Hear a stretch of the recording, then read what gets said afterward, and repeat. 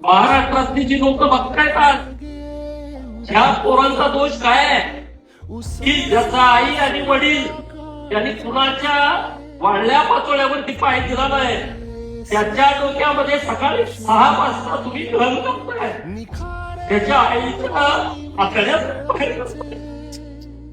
या पोरांची काय चूक आहे सगळं? सकाळी यांनी त्याला गाडीमध्ये टाकलं, हॉस्पिटलला घेऊन गेले, मिरजच्या सिव्हिल हॉस्पिटलला. आणि मिरजच्या सिव्हिल हॉस्पिटलला पोहोचेपर्यंत आईचा मृत्यू झालाय. त्या पोरीला माहित नाही.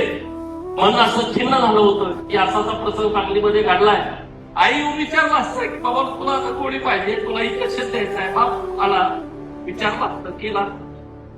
आता हे तुला जातील, याची चूक काय आहे? त्या महाराष्ट्रातल्या सगळ्या लोकांनी सांगावं की ज्यांना वाटतंय आम्ही हिंदू मुसलमान करतोय, ज्यांना वाटतंय की आम्ही मताच्या राजकारणासाठी हे सगळं करतोय, या सगळ्या महाराष्ट्रातल्या त्या विचारवंतांना माझा प्रश्न आहे, या दोघांची काय चूक आहे?